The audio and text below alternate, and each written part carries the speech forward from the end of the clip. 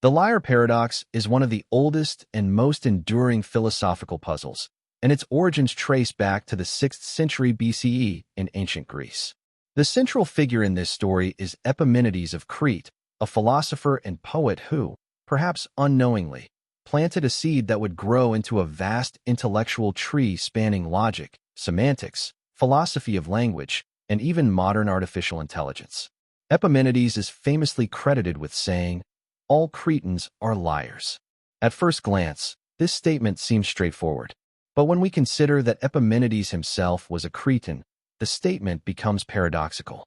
If what he says is true, then he, as a Cretan, must also be a liar, meaning his statement is false. But if his statement is false, then not all Cretans are liars, which could mean he is telling the truth. This creates a logical loop with no clear resolution. This kind of statement is known as a self-reference, a declaration that refers to itself or to a group that includes the speaker. In this case, Epimenides is making a claim about all members of his group, including himself. And therein lies the heart of the paradox. If the statement is true, it must be false, and if it's false, it might be true.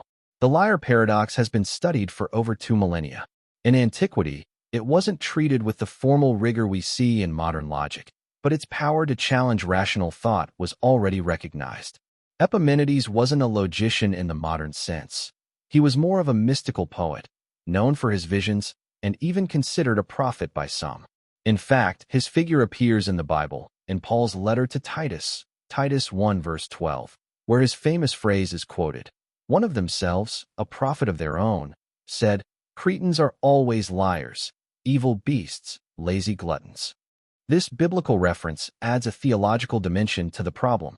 If a prophet inspired by God says that all Cretans are liars, how should that be interpreted? Is it a valid generalization, a rhetorical flourish, or a paradox that reveals something deeper about human nature and truth?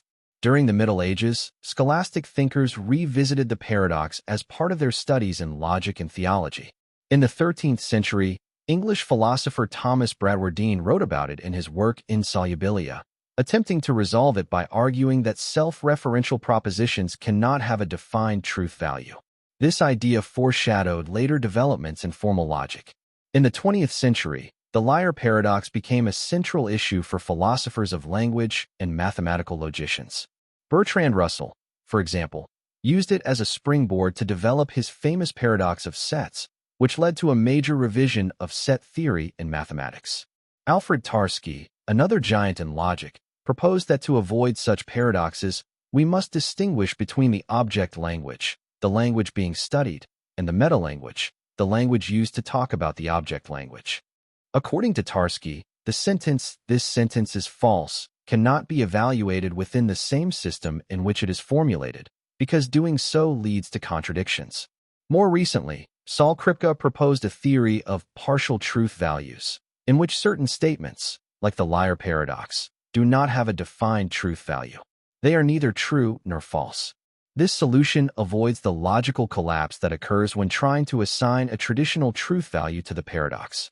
Beyond formal logic, the liar paradox has profound philosophical implications. It forces us to question what it means to tell the truth, how language is constructed, and whether it's possible to have a complete and coherent system for describing reality. It also raises questions about trust, honesty, and the nature of human communication. Can we trust someone who tells us not to trust them? What happens when a society is built on contradictory discourse?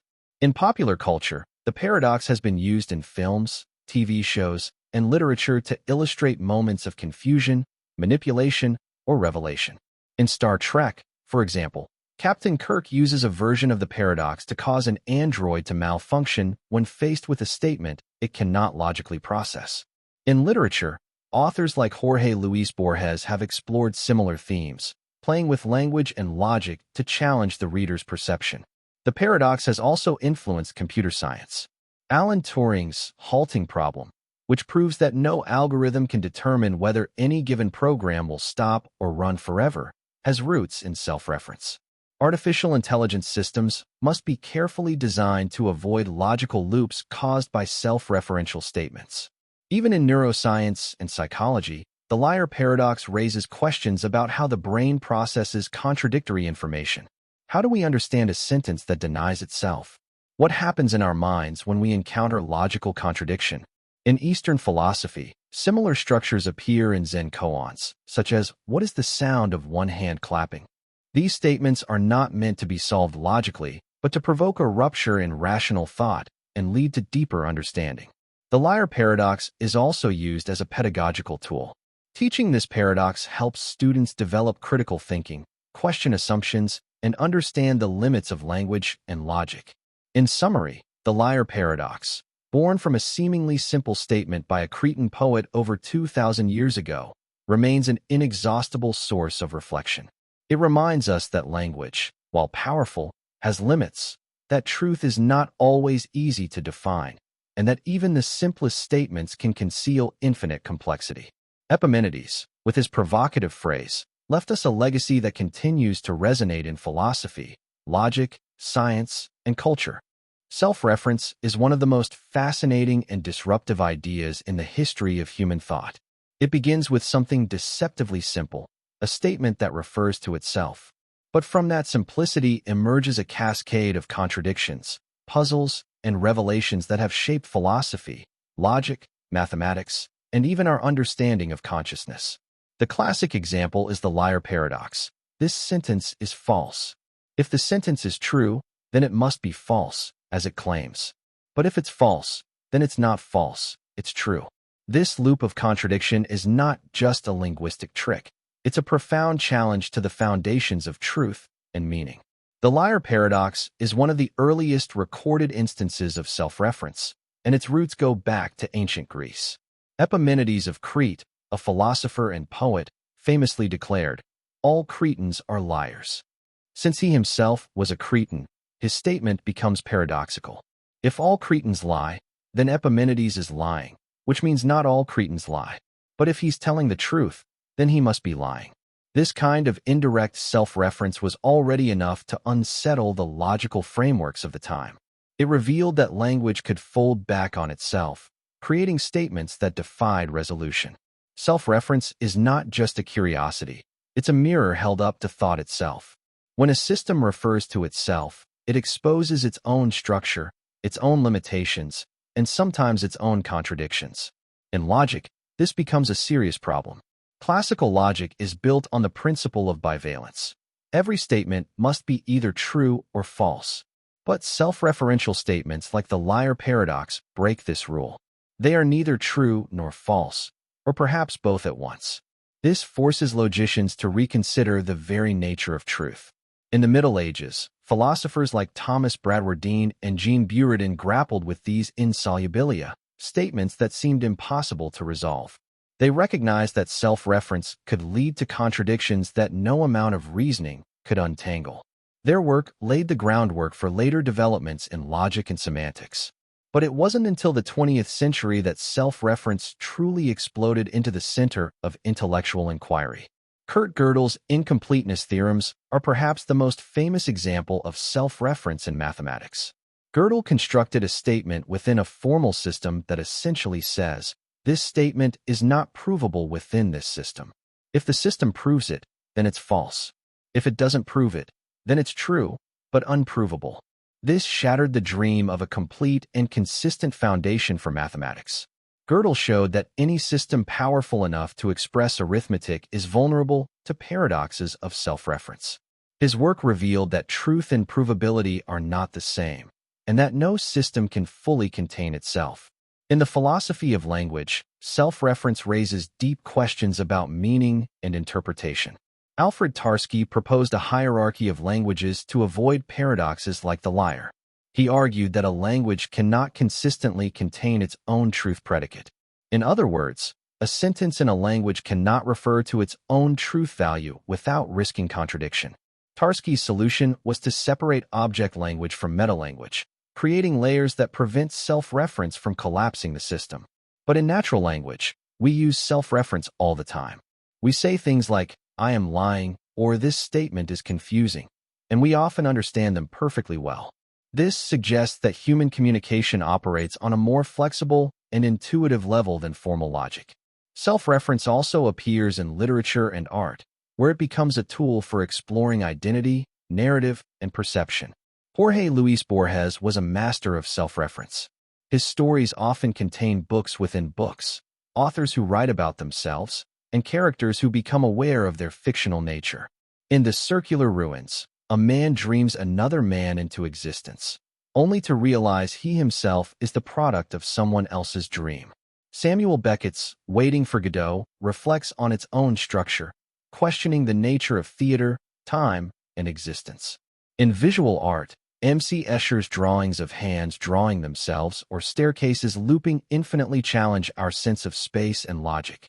These works use self-reference not to confuse, but to reveal, to show us the strange and beautiful ways in which systems can reflect themselves. In psychology, self-reference is central to consciousness. Our ability to think about ourselves, to reflect on our thoughts, to recognize our own identity, is a form of mental self-reference. This capacity is linked to metacognition, the ability to think about thinking. Disorders like schizophrenia and dissociative identity disorder involve disruptions in self-reference. Patients may struggle to distinguish between their thoughts and external reality, leading to confusion and distress. Self-reference also plays a role in memory and emotion. We remember events more vividly when they involve ourselves. We interpret experiences through the lens of our identity. This subjective filter shapes our understanding of the world and our place in it. In computer science, self-reference is both a tool and a challenge. Recursive functions, functions that call themselves, are a form of self-reference. They are essential in programming, allowing for elegant solutions to complex problems. But self-reference can also lead to errors and infinite loops. The halting problem, identified by Alan Turing, shows that it's impossible to create an algorithm that can determine whether any given program will stop or run forever. This problem arises from self-reference. The algorithm must analyze itself. In artificial intelligence, self-reference is a frontier of development. Can a machine be aware of itself? Can it reflect on its own processes? These questions touch on the nature of consciousness and the possibility of machine sentience. Philosophically, self-reference challenges the foundations of knowledge. It forces us to reconsider the nature of truth, identity, and understanding. It reveals that systems, whether logical, linguistic, or cognitive, have boundaries that cannot be crossed without contradiction. Some philosophers embrace self-reference as a path to deeper insight. They argue that paradoxes are not failures, but revelations. They show us where our assumptions break down and invite us to think differently. Others see self-reference as a warning.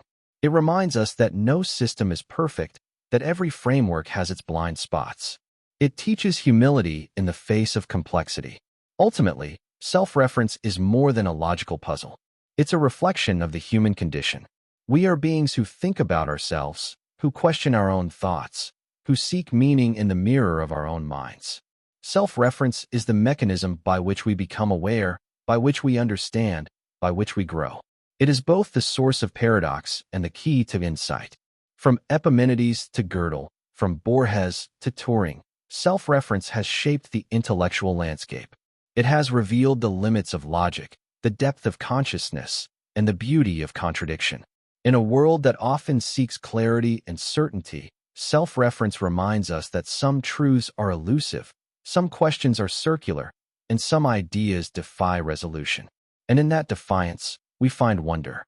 The modern form of the liar paradox is deceptively simple. This sentence is false. It's a short, self-contained statement that refers to itself and makes a claim about its own truth value. Yet within that simplicity lies a contradiction so profound that it has challenged philosophers, logicians, mathematicians, and linguists for centuries. If the sentence is true, then what it says must be the case. It is false. But if it is false, then it is not the case that it is false, which means it must be true. This creates a loop, a logical cycle that defies resolution within classical systems of truth. It is a paradox that lives in the space between true and false, and it forces us to confront the limitations of our understanding of language, logic, and meaning. The liar paradox in its modern form is more than a linguistic curiosity. It is a mirror held up to the structure of thought itself. It reveals the fragility of systems built on binary distinctions. In classical logic, every proposition must be either true or false. There is no room for ambiguity, no space for contradiction. But the liar paradox breaks that rule. It is a proposition that cannot be assigned a truth value without collapsing into contradiction. This has led to the development of alternative logical systems, such as para-consistent logic, which allow for contradictions to exist without rendering the entire system invalid. It has also inspired the creation of multi-valued logics, where statements can be true, false, both, or neither. The paradox is rooted in self-reference. The sentence refers to itself and makes a claim about itself. This kind of self-reference is powerful and dangerous. It allows for the construction of statements that loop back on themselves, creating cycles that cannot be broken. In mathematics, this kind of self-reference was used by Kurt Gödel in his incompleteness theorems. Gödel constructed a statement within a formal system that essentially said, this statement is not provable within this system. If the system proves it, then it is false. If it does not prove it, then it is true, but unprovable. This shattered the dream of a complete and consistent foundation for mathematics. Gödel showed that any system powerful enough to express arithmetic is vulnerable to paradoxes of self-reference. In the philosophy of language, the liar paradox has led to deep questions about the nature of truth and meaning. Alfred Tarski proposed a hierarchy of languages to avoid the paradox. He argued that a language cannot consistently contain its own truth predicate. In other words, a sentence in a language cannot refer to its own truth value without risking contradiction. Tarski's solution was to separate object language from metalanguage, creating layers that prevent self-reference from collapsing the system. But in natural language, we use self-reference all the time. We say things like, I am lying, or this statement is confusing, and we often understand them perfectly well. This suggests that human communication operates on a more flexible and intuitive level than formal logic. The liar paradox also appears in literature and art, where it becomes a tool for exploring identity, narrative, and perception.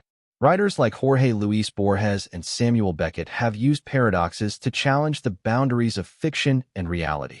In Borges' stories, characters often become aware of their fictional nature, and books contain other books that refer to themselves. In Beckett's plays, dialogue loops endlessly, and meaning becomes elusive.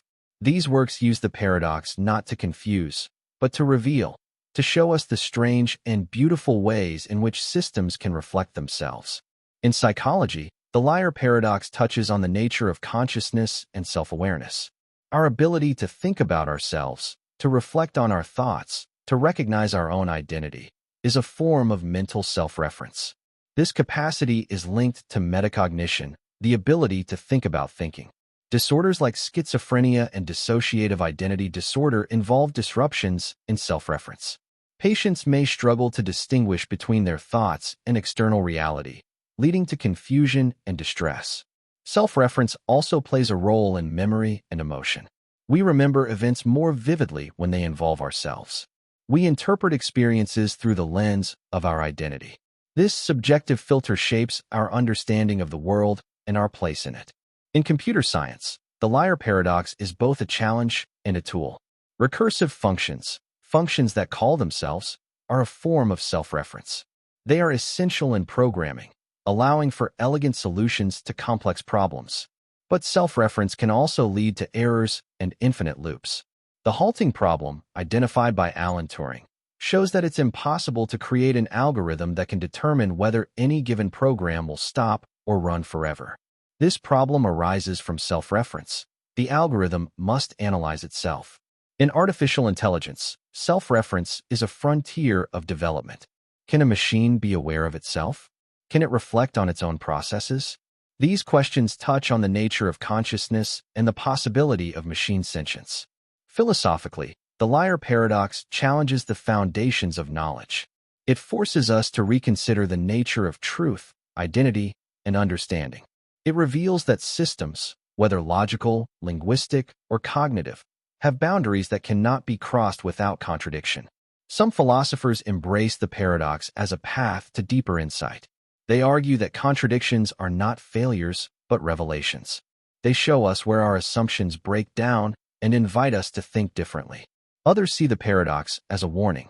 It reminds us that no system is perfect, that every framework has its blind spots. It teaches humility in the face of complexity. Ultimately, the modern form of the liar paradox is more than a logical puzzle. It is a reflection of the human condition. We are beings who think about ourselves, who question our own thoughts, who seek meaning in the mirror of our own minds. The paradox is the mechanism by which we become aware, by which we understand, by which we grow. It is both the source of contradiction and the key to insight. From Epimenides to Gödel, from Borges to Turing, the liar paradox has shaped the intellectual landscape. It has revealed the limits of logic, the depth of consciousness, and the beauty of contradiction. In a world that often seeks clarity and certainty, the paradox reminds us that some truths are elusive, some questions are circular, and some ideas defy resolution. And in that defiance, we find wonder.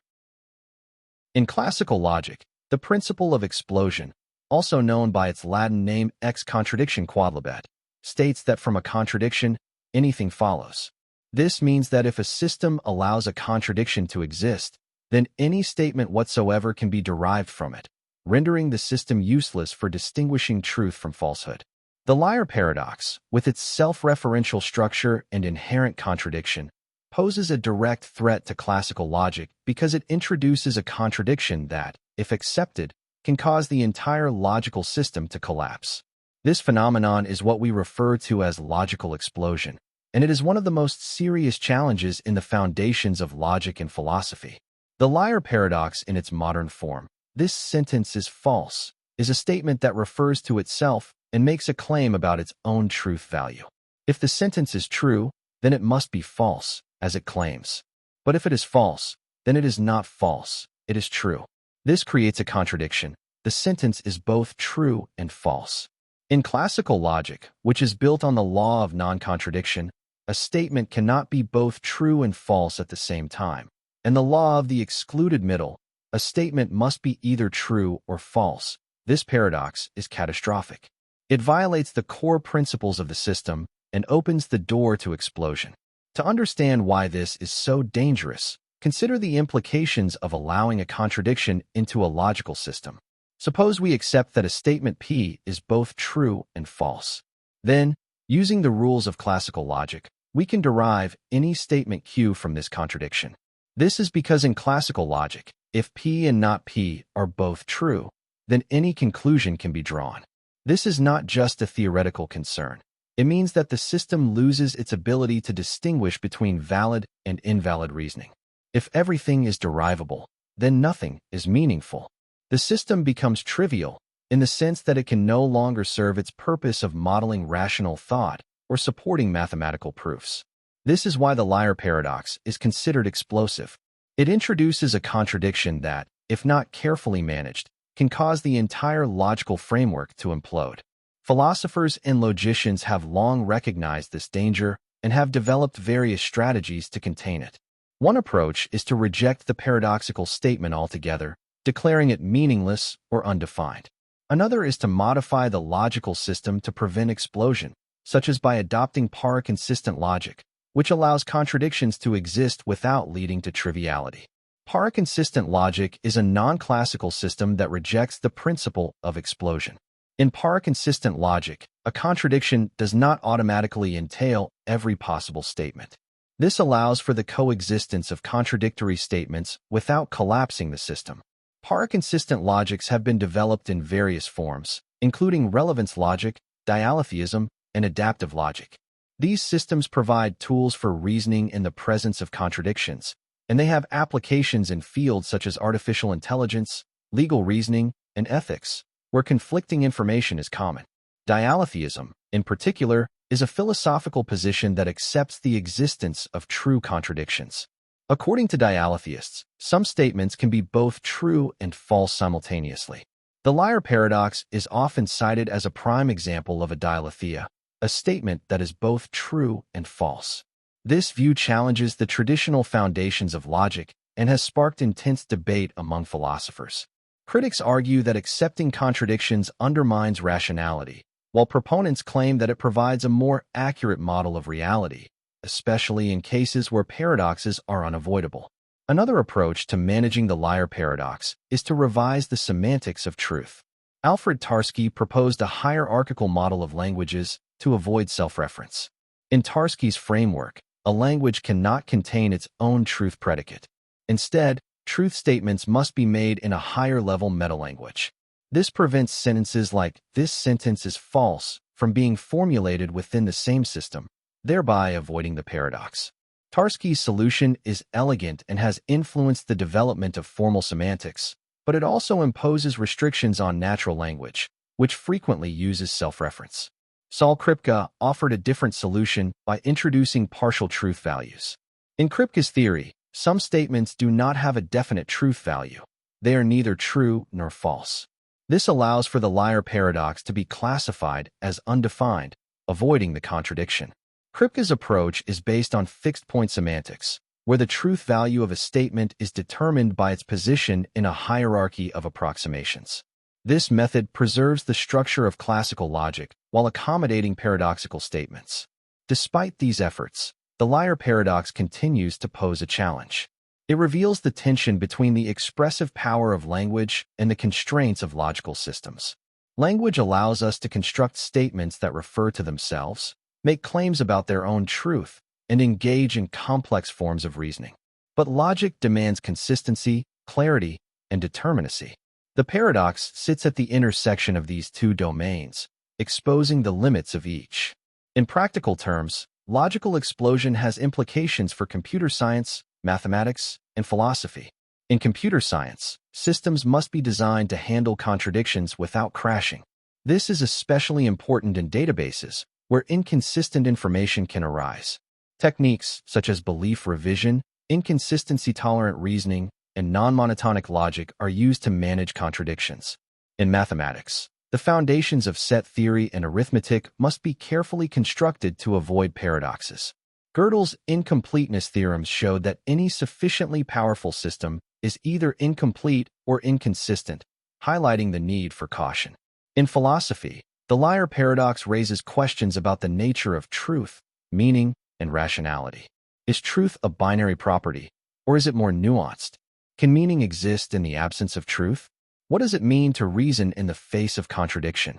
These questions have led to the development of alternative theories of truth, such as coherence theory, pragmatic theory, and deflationary theory. Each offers a different perspective on how truth functions and how paradoxes can be understood. The principle of explosion also has ethical and epistemological implications. In ethics, conflicting duties or values can create paradoxes. For example, a person may be obligated to tell the truth and to protect someone from harm, but these duties may conflict. Resolving such dilemmas requires reasoning that can accommodate contradiction. In epistemology, the presence of contradictory evidence challenges the notion of justified belief. How should we respond when our beliefs lead to paradox? Should we revise our beliefs, reject the paradox, or accept the contradiction? These questions are not merely academic. They touch on the core of human experience. We live in a world full of contradictions between our desires and our duties, our beliefs and our observations, our ideals and our realities. The liar paradox, and the logical explosion it threatens, is a metaphor for this condition. It reminds us that truth is fragile, that reason has limits, and that understanding requires humility. Bertrand Russell, one of the most influential philosophers and logicians of the 20th century, was deeply concerned with the foundations of mathematics and the logical structure of language. His work aimed to bring clarity and rigor to systems of thought that had long relied on intuition and informal reasoning.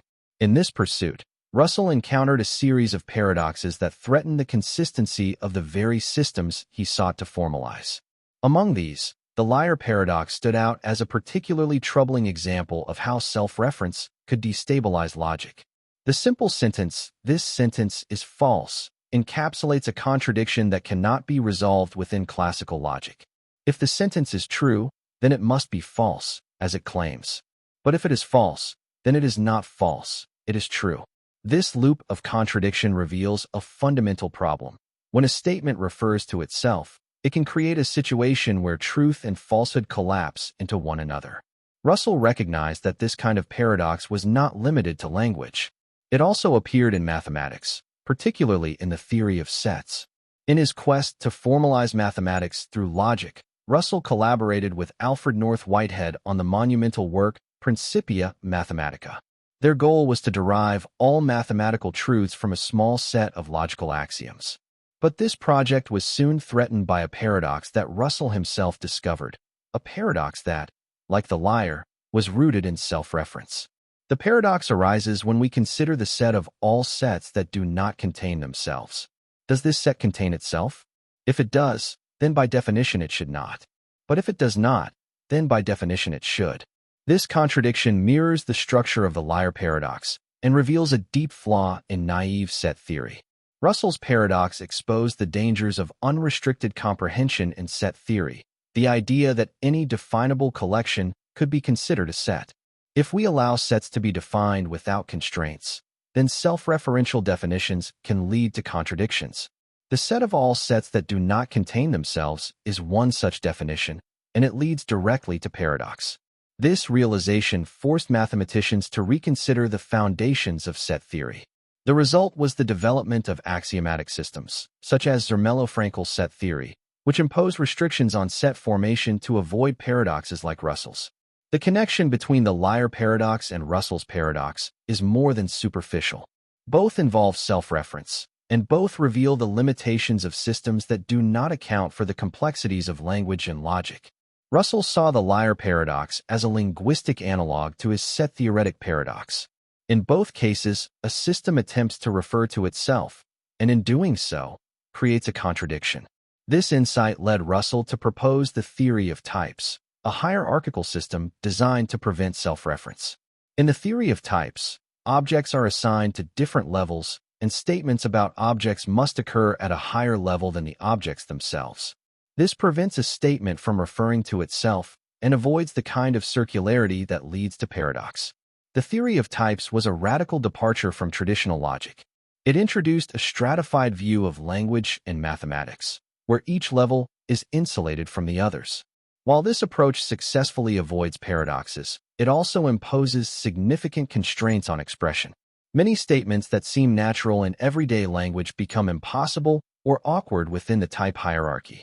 Nevertheless, Russell believed that these sacrifices were necessary to preserve consistency and avoid explosion, the collapse of a logical system into triviality due to contradiction. Russell's engagement with the liar paradox and his development of the set-theoretic paradox were part of a broader movement in early 20th century philosophy known as logical positivism. This movement sought to ground knowledge in empirical observation and logical analysis. Paradoxes like the liar and Russell's set paradox were seen as threats to this project because they revealed that even the most basic assumptions could lead to contradiction. By addressing these paradoxes, Russell and his contemporaries hoped to build a secure foundation for science and mathematics. The influence of Russell's paradox extended far beyond mathematics. It shaped the development of computer science, particularly in the design of programming languages and data structures. In computing, self-reference can lead to infinite loops and system crashes. Russell's insights helped inform strategies for managing recursion and avoiding circular dependencies. His work also influenced the development of formal semantics, where the meaning of expressions is defined in terms of their structure and context. The theory of types, though not widely adopted in its original form, inspired later systems that use similar stratification to manage complexity. In philosophy, Russell's paradox prompted a re-evaluation of the nature of truth and reference. Philosophers began to explore alternative theories of meaning, such as Tarski's semantic theory of truth, which uses a hierarchy of languages to avoid self-reference. Tarski's approach mirrors Russell's in its use of levels to prevent paradox. Both systems recognize that allowing a statement to refer to itself can lead to contradiction, and both seek to impose structure to prevent this. The liar paradox, though simple in form, continues to challenge our understanding of language and logic. Its connection to Russell's paradox underscores the power of self-reference to disrupt systems of thought. Russell's response to these challenges was both innovative and cautious. He sought to preserve the integrity of logic by imposing constraints, even at the cost of expressive freedom. His work reminds us that clarity and consistency are not always compatible with natural language, and that the pursuit of truth requires careful attention to structure. Today, the legacy of Russell's paradox is evident in many areas of thought. In mathematics, it led to the formalization of set theory and the development of rigorous axiomatic systems. In computer science, it informed the design of safe and reliable programming languages. In philosophy, it inspired new approaches to meaning and truth. And in logic, it continues to provoke debate about the nature of contradiction and the limits of formal systems. Russell's engagement with the liar paradox was not merely technical. It reflected a deep philosophical concern with the nature of thought and the possibility of knowledge. He understood that paradoxes are not just puzzles to be solved, but windows into the structure of reason. By confronting these paradoxes, Russell helped to reshape the foundations of logic and mathematics, and his work continues to influence thinkers across disciplines. The liar paradox and Russell's paradox are reminders that even the simplest statements can conceal profound complexity. They show that self-reference, while powerful, must be handled with care. They reveal the fragility of systems that seek to capture truth, and they challenge us to think more deeply about the nature of meaning. Russell's response to these paradoxes was both bold and thoughtful. He did not dismiss them as mere curiosities, but recognized their significance and sought to address them with rigor and creativity. The liar paradox, with its deceptively simple structure and devastating implications, has long haunted the foundations of logic and language. But its influence extends far beyond philosophy. In the 20th century, as logic began to merge with mathematics and mathematics with computation, the paradox found new life in the emerging field of computer science. At the heart of this transformation was Alan Turing, whose work on the limits of computation was directly shaped by the logical dilemmas posed by self-reference, dilemmas that echo the structure of the liar paradox in profound and consequential ways. The liar paradox is a statement that refers to itself and asserts its own falsehood. This sentence is false. If the sentence is true, then it must be false, as it claims. But if it is false, then it is not false, it is true. This creates a contradiction that cannot be resolved within classical logic. The paradox reveals the instability that arises when a system attempts to describe or evaluate itself. It is a loop, a recursive structure that folds back on itself and collapses under the weight of its own logic. This kind of self-reference is not just a linguistic curiosity. It is a structural feature of many systems, including those that govern computation. Alan Turing, in his groundbreaking 1936 paper on computable numbers, introduced the concept of a universal machine, a theoretical device capable of simulating any other machine. This universal machine, now known as the Turing machine, became the foundation of modern computer science. Turing's goal was to formalize the notion of computation and to determine which problems could be solved by mechanical procedures. But in the course of this work, he encountered a problem that mirrored the liar paradox in both form and consequence: the halting problem.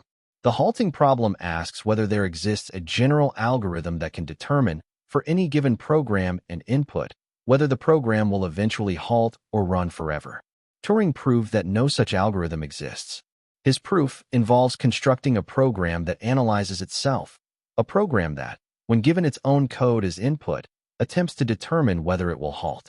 If the program determines that it will halt, then it must run forever. But if it determines that it will run forever, then it must halt. This contradiction is structurally identical to the liar paradox. The program is caught in a loop of self-reference, where its attempt to evaluate itself leads to a contradiction. Turing's insight was that self-reference in computation leads to undecidability. Just as the liar paradox cannot be resolved within classical logic, the halting problem cannot be solved within the framework of algorithmic computation. This result has profound implications. It shows that there are limits to what machines can do. No matter how powerful a computer is, there will always be problems it cannot solve, not because of hardware limitations, but because of logical constraints. The halting problem is not a technical glitch. It is a fundamental boundary of computation. The connection between the liar paradox and the halting problem is more than metaphorical. Both involve systems that attempt to describe or evaluate themselves. Both lead to contradictions when self-reference is allowed without restriction. And both reveal the need for careful structuring of systems to avoid collapse. In logic, this led to the development of type theory and hierarchical languages.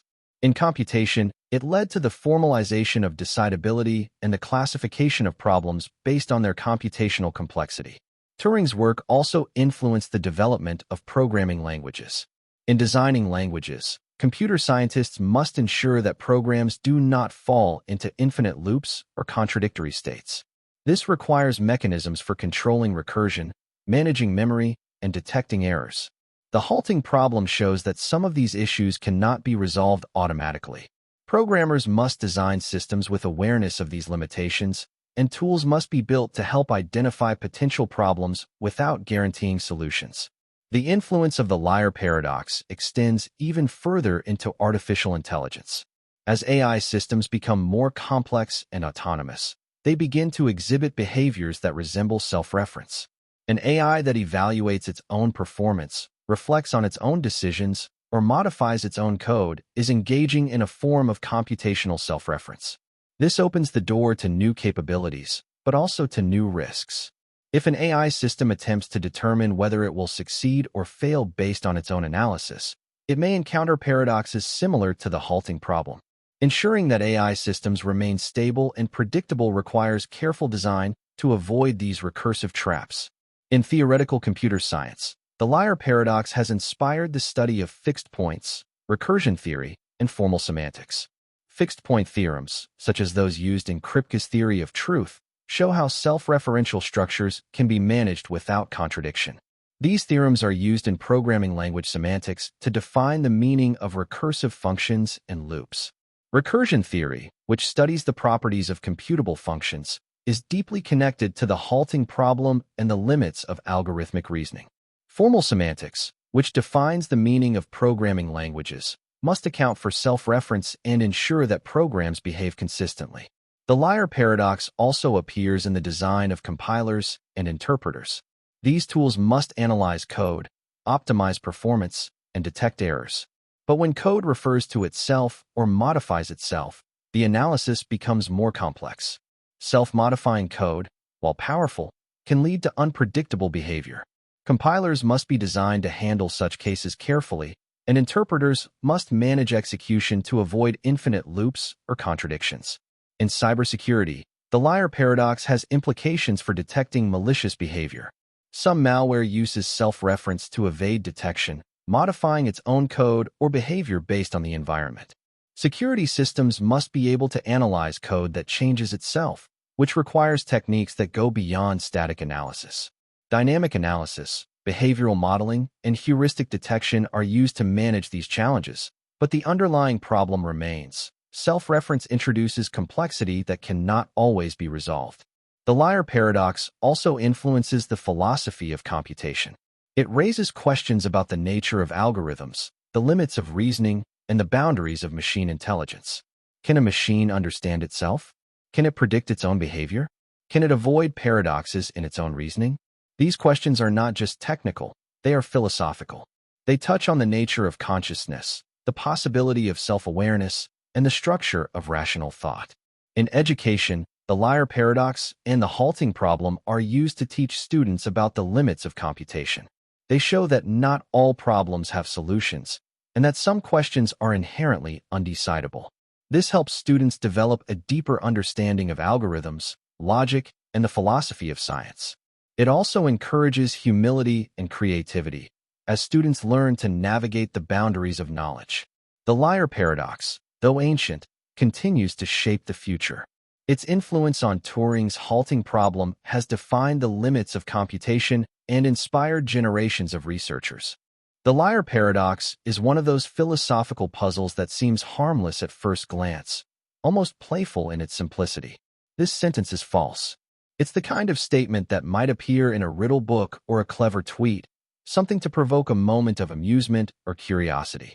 In everyday conversation, we might encounter similar expressions. Someone jokingly says, "I always lie," or "Don't believe anything I say." These phrases are often treated as linguistic quirks, clever turns of phrase that invite a chuckle or a raised eyebrow. In natural language, the liar paradox feels trivial, even entertaining.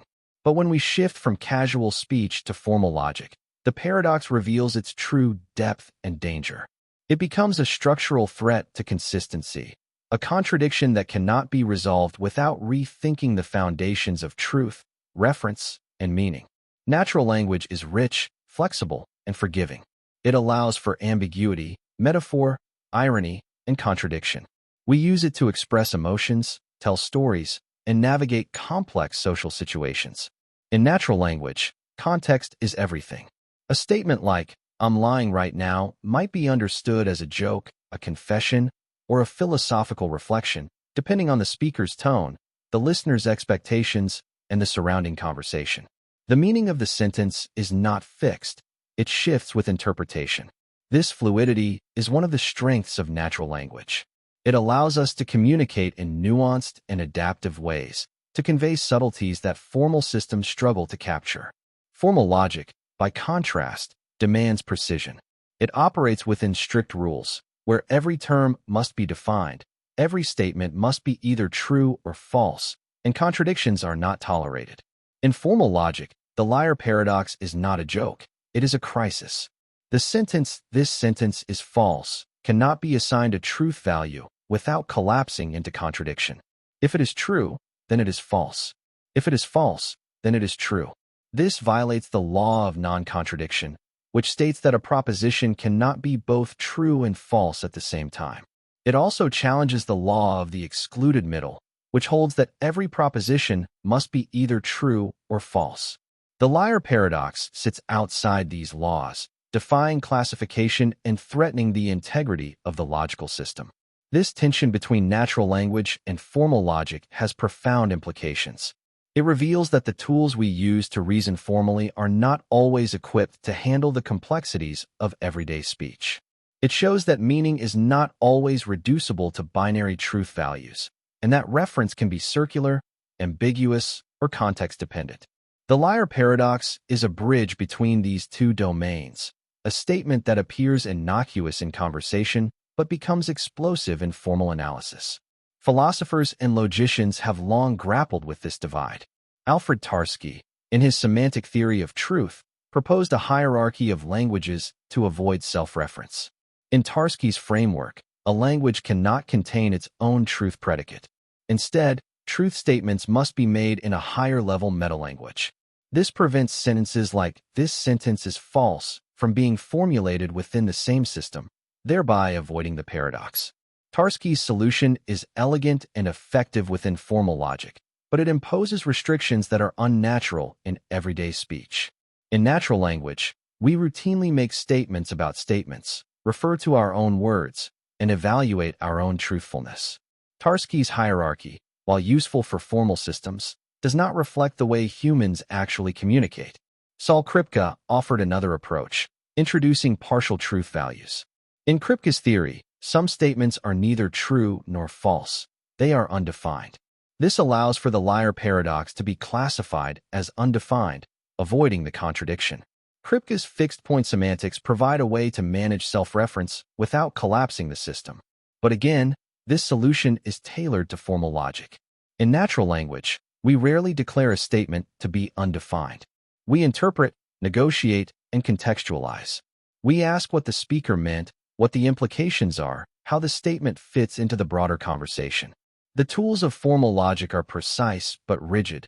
The tools of natural language are flexible but imprecise. This contrast is not merely academic. It has practical consequences in fields like computer science, artificial intelligence, and linguistics. In computer science, programming languages must be designed to avoid contradictions and infinite loops. Self-referential code can lead to errors, crashes, or undecidable behavior. The halting problem, identified by Alan Turing, shows that it is impossible to create an algorithm that can determine whether any given program will halt or run forever. This problem is structurally similar to the liar paradox and arises from the same issue of self-reference. In designing systems that process language, such as chatbots or translation tools, developers must account for the ambiguity and context dependence of natural language. A statement that is paradoxical in logic may be perfectly understandable in conversation. In linguistics, the study of pragmatics explores how meaning is shaped by context, intention, and interpretation. The liar paradox is a classic example of how a sentence's meaning can shift depending on how it is used. Is the speaker joking, confessing, or philosophizing? Is the statement part of a larger argument or a standalone declaration? Pragmatics shows that meaning is not fixed. It is negotiated between speaker and listener. This insight challenges the assumptions of formal semantics, which seek to assign stable meanings to expressions. In philosophy, the tension between natural language and formal logic has led to debates about the nature of truth, meaning, and reference. Some philosophers argue that truth is a property of sentences within a formal system. Others claim that truth is a function of coherence, utility, or consensus. The liar paradox forces us to confront these questions. What does it mean for a sentence to be true? Can a sentence refer to itself meaningfully? Is contradiction always a sign of failure, or can it be a source of insight? These questions are not just theoretical. They touch on the core of human understanding. We live in a world where language is our primary tool for thought, communication, and reflection. We use it to describe reality, express emotions, and explore ideas. But language is not always logical. It is messy, recursive, and context-bound. The liar paradox reminds us that our most basic assumptions about truth and meaning can be challenged by a single sentence. It shows that the boundary between sense and nonsense is not always clear, and that the tools we use to navigate meaning must be chosen with care. In education, the liar paradox is often used to teach students about the limits of logic and the complexity of language. It encourages critical thinking, philosophical reflection, and an appreciation for ambiguity. Students learn that not all problems have clear solutions, and that some questions defy resolution. This fosters intellectual humility and curiosity, qualities that are essential for deep learning. In literature and art, the liar paradox has inspired works that explore self-reference, contradiction, and the nature of truth. Writers like Jorge Luis Borges and Samuel Beckett use paradoxes to challenge narrative structure and reader expectations. The liar paradox is not merely a syntactic curiosity or a playful linguistic loop. It is a semantic paradox, one that strikes at the heart of meaning itself. When we say this sentence is false, we are not just arranging words in a peculiar order. We are engaging in a semantic act that attempts to assign truth or falsehood to a statement that refers to its own truth value. The contradiction that arises is not due to grammar or structure, but to the meaning conveyed by the words. This is what makes the liar paradox so powerful and so dangerous. It reveals that meaning, when turned inward on itself, can become unstable, contradictory, and even explosive. In logic and philosophy, semantics refers to the study of meaning, how words, phrases, and sentences relate to the concepts they express and the truths they aim to capture. A semantic paradox arises when the very act of assigning meaning leads to contradiction. The liar paradox is a classic example. The sentence, "This sentence is false," attempts to assert something about itself. If it is true, then what it says must be the case. It is false. But if it is false, then it is not the case that it is false, which means it is true. This loop of contradiction is not a failure of syntax or grammar. It is a failure of semantic coherence. The distinction between syntax and semantics is crucial. Syntax is about form, the rules that govern how symbols can be combined. Semantics is about content, the meaning those symbols convey. A sentence can be syntactically correct, but semantically incoherent. Colorless green ideas sleep furiously, for example, is grammatically well-formed but semantically nonsensical. The liar paradox, however, is both syntactically and semantically well-formed. It follows the rules of grammar and conveys a clear meaning, and yet, that meaning leads to contradiction. This is what makes it a semantic paradox. The problem lies not in how the sentence is constructed, but in what it means. Semantic paradoxes challenge our understanding of truth, reference, and meaning. They show that language, when used to talk about itself, can become unstable. This has profound implications for logic, philosophy, linguistics, and computer science. In logic, semantic paradoxes reveal the limitations of classical truth theories.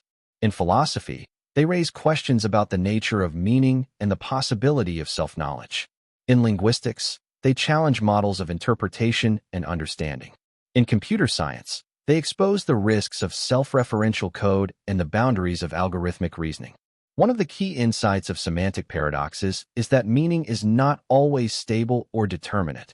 In classical logic, every statement is assumed to be either true or false. But the liar paradox shows that some statements defy this binary classification. They are neither true nor false, or perhaps both. This forces us to reconsider the foundations of truth. Is truth a property of sentences, or is it a relation between sentences and reality? Can a sentence meaningfully refer to itself, or does self-reference inevitably lead to contradiction? Alfred Tarski, in his Semantic theory of truth, proposed a hierarchical model to avoid semantic paradoxes. In Tarski's framework, a language cannot contain its own truth predicate. Instead, truth statements must be made in a higher-level metalanguage. This prevents sentences like, "This sentence is false," from being formulated within the same system, thereby avoiding the paradox. Tarski's approach is elegant and effective within formal logic, but it imposes restrictions that are unnatural in everyday language. In natural language, we routinely make statements about statements, refer to our own words, and evaluate our own truthfulness. Tarski's hierarchy, while useful for formal systems, does not reflect the way humans actually communicate. Saul Kripke offered another approach, introducing partial truth values. In Kripke's theory, some statements are undefined. They do not have a determinate truth value. This allows for the liar paradox to be classified as undefined, avoiding the contradiction. Kripke's fixed-point semantics provide a way to manage self-reference without collapsing the system. But again, this solution is tailored to formal logic. In natural language, we rarely declare a statement to be undefined. We interpret, negotiate, and contextualize. We ask what the speaker meant, what the implications are, how the statement fits into the broader conversation. The tools of formal logic are precise but rigid. The tools of natural language are flexible but imprecise. Semantic paradoxes also appear in literature and art, where they are used to explore themes of identity, truth, and self-awareness. Writers like Jorge Luis Borges and Samuel Beckett use paradoxes to challenge narrative structure and reader expectations. In Borges's stories, characters often become aware of their fictional nature, and books contain other books that refer to themselves. In Beckett's plays, dialogue loops endlessly, and meaning becomes elusive. These works show that paradox is not just a problem. It is a source of creativity and insight. In philosophy, semantic paradoxes raise deep questions about the nature of meaning. What does it mean for a sentence to be meaningful? Can a sentence refer to itself meaningfully? Is contradiction always a sign of failure, or can it be a source of insight? These questions have led to the development of alternative theories of meaning, such as coherence theory, pragmatic theory, and deflationary theory. Each offers a different perspective on how meaning functions and how paradoxes can be understood. In linguistics, the study of semantics explores how meaning is constructed, interpreted, and communicated. Semantic paradoxes challenge models of interpretation by showing that meaning can be recursive, circular, or unstable. They reveal that understanding is not always a straightforward process, and that context, intention, and reference play crucial roles. The liar paradox is a case study in semantic complexity, a sentence that is clear in form but contradictory in meaning. In computer science, semantic paradoxes influence the design of programming languages and systems. Self-referential code can lead to errors, crashes, or undecidable behavior. The halting problem, identified by Alan Turing, shows that it is impossible to create an algorithm that can determine whether any given program will halt or run forever. This problem is structurally similar to the liar paradox and arises from the same issue of self-reference. In designing systems that process language, such as chatbots or translation tools, developers must account for the ambiguity and context dependence of meaning. A statement that is paradoxical in logic may be perfectly understandable in conversation. Ultimately, semantic paradoxes remind us that meaning is complex, layered, and sometimes contradictory. They show that language is not just a tool for communication. It is a mirror held up to thought. The liar paradox, as a semantic paradox, reveals the fragility of meaning when turned inward on itself. It challenges our assumptions about truth, reference, and understanding. It invites us to think more deeply, to question more carefully, and to explore the boundaries of reason. In a world increasingly shaped by formal systems, algorithms, and data, the lessons of semantic paradoxes are more important than ever. The liar paradox is often misunderstood as a simple contradiction, as if it were merely a case of asserting both a statement and its negation. But this is not quite accurate. The paradox does not say A and not A. It does not directly assert a proposition and its opposite. Instead, it generates a contradiction through implication, through the logical consequences of accepting the statement as either true or false. This subtlety is what makes the liar paradox so insidious and so philosophically rich. It does not violate the rules of logic by brute force. It slips through the cracks, exploiting the structure of implication and the semantics of truth to create a contradiction that cannot be resolved within classical logic. Consider the sentence, "This sentence is false." It is a self-referential statement that makes a claim about its own truth value. If we assume that the sentence is true, then what it says must be the case. It is false. But if it is false, then it is not the case that it is false, which means it is true. The contradiction arises not because the sentence asserts both truth and falsehood simultaneously, but because the assumption of either truth or falsehood leads to the opposite conclusion. This is a contradiction by implication. The sentence implies its own negation, and its negation implies its own affirmation. The loop is not a direct clash of opposites. It is a recursive collapse of meaning. This kind of contradiction is more subtle and more dangerous than a direct logical inconsistency. In classical logic, a contradiction like A and not A is immediately recognizable and can be rejected outright. It violates the law of non-contradiction, which states that a proposition cannot be both true and false at the same time. But the liar paradox does not present itself in this way. It masquerades as a legitimate statement, one that follows the rules of syntax and semantics. It is only when we attempt to evaluate its truth value that the contradiction emerges. This makes it harder to detect and harder to defend against. The structure of the liar paradox reveals the limitations of classical logic. It shows that the binary framework of true and false is not sufficient to handle self-referential statements. It forces us to reconsider the foundations of truth and implication. In classical logic, implication is a relation between propositions. If A, then B, but when A refers to itself, the relation becomes unstable. The liar paradox is a case where the implication loops back on itself, creating a cycle that cannot be broken. This challenges the very notion of logical consequence. Philosophers and logicians have proposed various solutions to this problem. One approach is to reject the sentence as meaningless or ill-formed.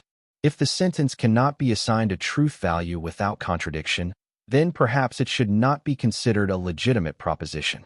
This view treats the liar paradox as a linguistic error, a misuse of language that should be excluded from logical analysis. But this solution is unsatisfying. The sentence is grammatically correct, semantically clear, and intuitively meaningful. It is not nonsense. It is a paradox. Another approach is to revise the logic itself. Paraconsistent logic allows for contradictions to exist without leading to explosion, the collapse of the system into triviality.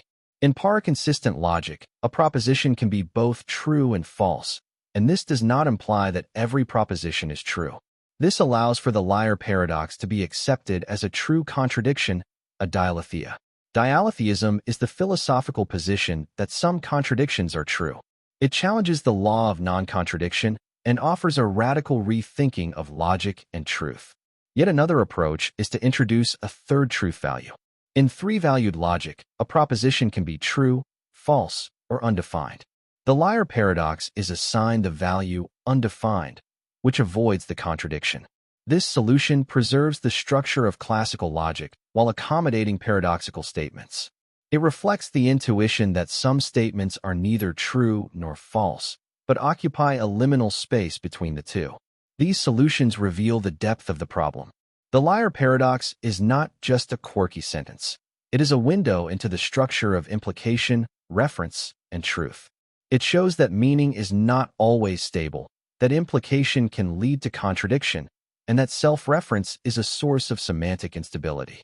It challenges the assumption that truth is a simple property of propositions, and it forces us to confront the complexity of logical consequence. The distinction between direct contradiction and contradiction by implication is crucial. Direct contradiction is easy to spot and easy to reject. It is the logical equivalent of a collision. But contradiction by implication is more like a trap. It lures us in with a plausible statement, then collapses under the weight of its own logic. It is a failure of coherence, not of syntax. This makes it harder to detect and harder to resolve. In natural language, we encounter contradiction by implication all the time. People make statements that, when taken seriously, lead to absurd conclusions.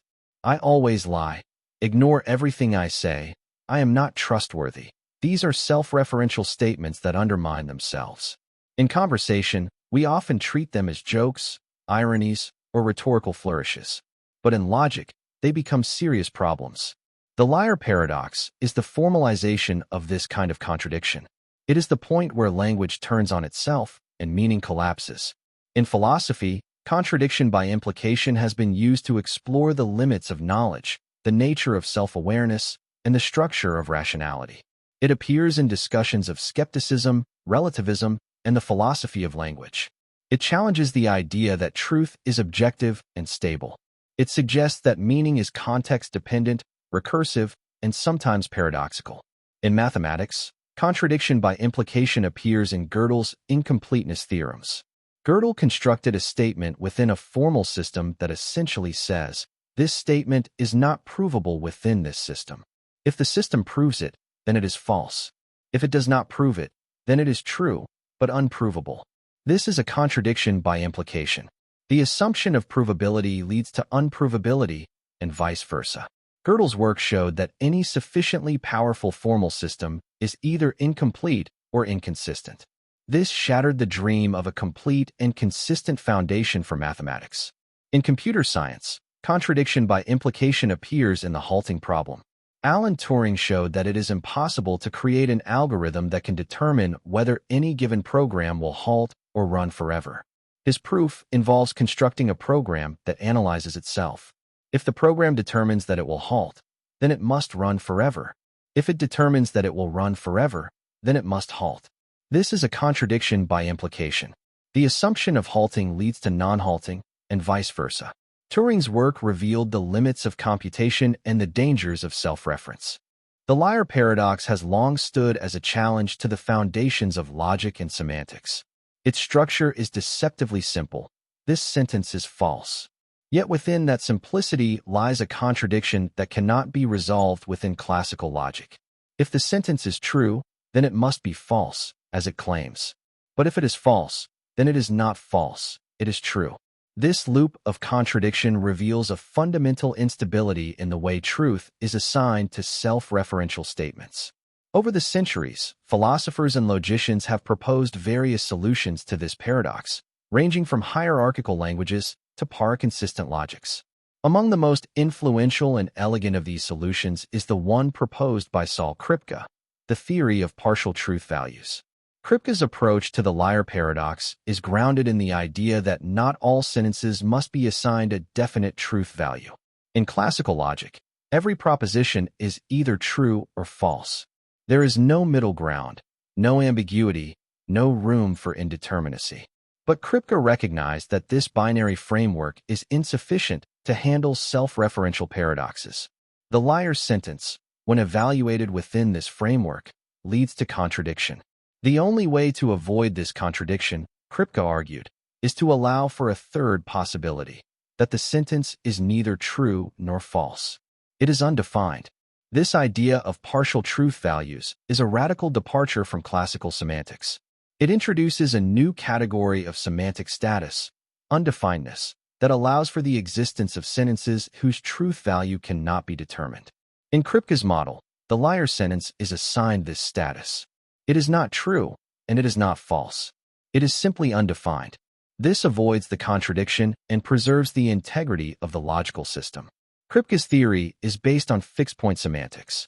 He constructs a model in which the truth value of each sentence is determined by its position in a hierarchy of approximations. At each stage of the hierarchy, sentences are evaluated based on the truth values assigned in the previous stage. The process continues until a fixed point is reached, a stage at which no further changes occur. At this point, each sentence is assigned a truth value of true, false, or undefined. The liar sentence, due to its self-referential structure, never stabilizes as true or false. It remains undefined. This approach has several advantages. First, it preserves the law of non-contradiction. The liar sentence is not both true and false, it is neither. Second, it avoids explosion. In classical logic, a contradiction can lead to the derivation of any proposition, rendering the system trivial. By assigning the liar sentence an undefined status, Kripke prevents this collapse. Third, it reflects the intuition that some sentences are problematic not because they are false, but because they defy evaluation. The liar sentence is not nonsense. It is meaningful, but its meaning leads to semantic instability. Kripke's theory also has implications for the philosophy of language. It challenges the assumption that meaning and truth are always tightly coupled. In classical semantics, the meaning of a sentence determines its truth value. But Kripke shows that some sentences, while meaningful, cannot be assigned a truth value. This suggests that meaning is more complex than previously thought. It may involve layers of interpretation, context, and reference that go beyond binary evaluation. In logic, Kripke's theory has inspired the development of non-classical systems that accommodate partial truth values. These systems allow for more nuanced reasoning and avoid the pitfalls of classical bivalence. They are particularly useful in dealing with paradoxes, vagueness, and indeterminacy.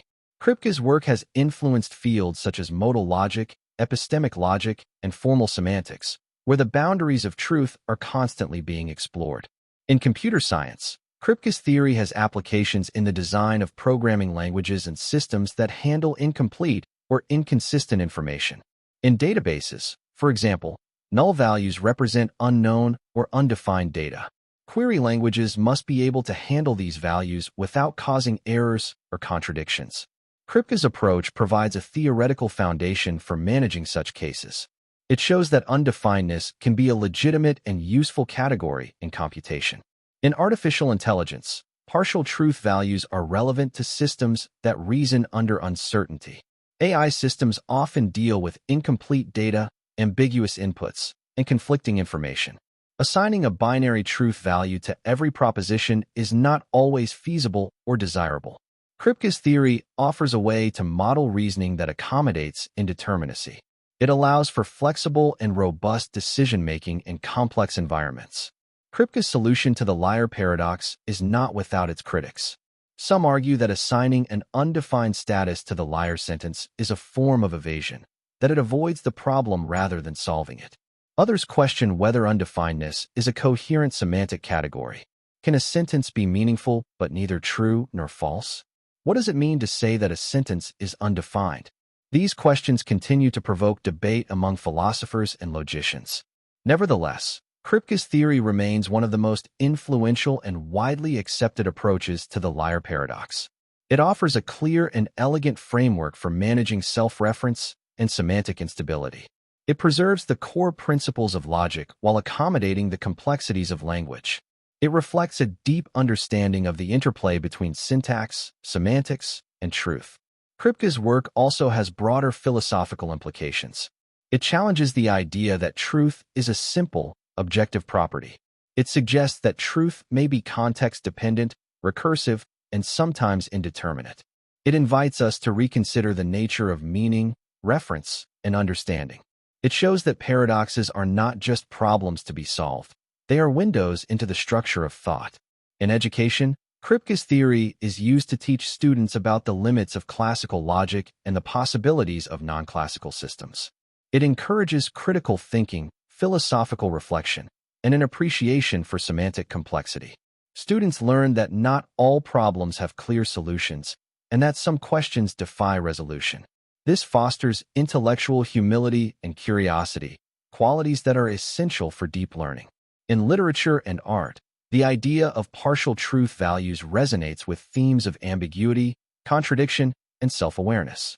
Writers and artists often explore the boundaries of meaning, creating works that are open to multiple interpretations. The concept of undefinedness reflects the richness and complexity of human expression. It shows that meaning is not always fixed, and that truth can be elusive. Ultimately, Kripke's solution to the liar paradox is a testament to the power of philosophical insight.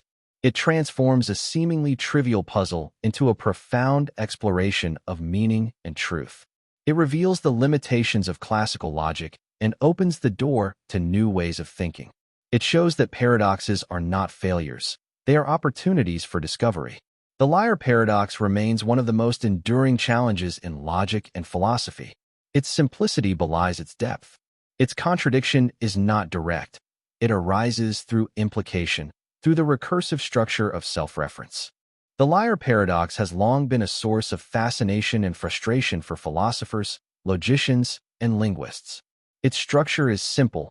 This sentence is false. Yet its implications are profound. If the sentence is true, then it must be false, as it claims. But if it is false, then it is not false, it is true. This recursive contradiction has challenged the foundations of logic and semantics for centuries. While many approaches have been proposed to resolve or contain the paradox, one of the most compelling and radical is the view that the sentence simply has no truth value. It is neither true nor false. It is undefined. This position, held by several philosophers and logicians, reframes the paradox not as a contradiction to be solved, but as a semantic anomaly to be excluded from the domain of truth altogether. To understand this view, it is important to consider the assumptions of classical logic. In classical logic, every proposition is assigned one of two truth values, true or false. This binary framework is built on the law of the excluded middle, which states that for any proposition, either it or its negation must be true. It is also built on the law of non-contradiction, which states that no proposition can be both true and false. These laws form the backbone of logical reasoning, allowing for consistent inference and deduction. But the liar paradox defies these laws. It is a proposition that, when evaluated, leads to contradiction. It cannot be true without being false, and it cannot be false without being true. This suggests that the binary framework is inadequate to handle self-referential statements. The proposal that the liar sentence has no truth value is a way to preserve the integrity of classical logic without abandoning its core principles. By declaring the sentence undefined, philosophers avoid assigning it a truth value that leads to contradiction. The sentence is meaningful, it is grammatically correct and semantically clear, but it does not participate in the truth evaluation process. It is a semantic orphan, a statement that stands outside the system of truth values. This move is not arbitrary. It is motivated by the need to maintain consistency and avoid explosion, the collapse of the logical system into triviality due to contradiction. This view is supported by the observation that not all meaningful sentences must have truth values. In natural language, we encounter many sentences that are meaningful but not truth-apt. Questions, commands, exclamations, and expressions of emotion are all examples. What time is it? Close the door. Wow, I'm so happy.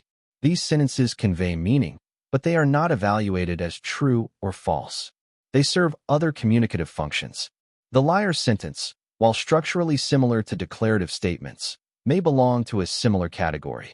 It may be meaningful without being truth-apt. Its self-referential structure undermines its ability to be evaluated within the truth framework. The idea of undefined truth values also appears in formal semantics. Saul Kripke, in his theory of partial truth values, proposed a model in which some sentences are neither true nor false. His fixed-point semantics allow for the liar sentence to be classified as undefined, avoiding contradiction. Kripke's approach is elegant and mathematically rigorous, and it provides a formal foundation for the philosophical intuition that some sentences defy truth evaluation. Other logicians have developed similar systems, including three-valued logics and fuzzy logics, which accommodate indeterminacy and vagueness. The philosophical implications of undefined truth values are significant. They challenge the assumption that truth is a universal property of all propositions. They suggest that truth may be context-dependent, structurally constrained, or even inapplicable in certain cases. This opens the door to a more nuanced understanding of meaning and reference. It invites us to reconsider the boundaries of semantic evaluation and the criteria for truth aptness. Critics of this view argue that it evades the problem rather than solving it. They claim that the liar sentence is a legitimate proposition and that refusing to assign it a truth value is a form of philosophical cowardice. They point out that the sentence is meaningful, that it makes a claim, and that it demands evaluation. To declare it undefined is to sidestep the challenge it poses. But proponents respond that the goal is not to evade, but to preserve. By excluding the liar sentence from the domain of truth values, they protect the system from contradiction and maintain the coherence of logical reasoning.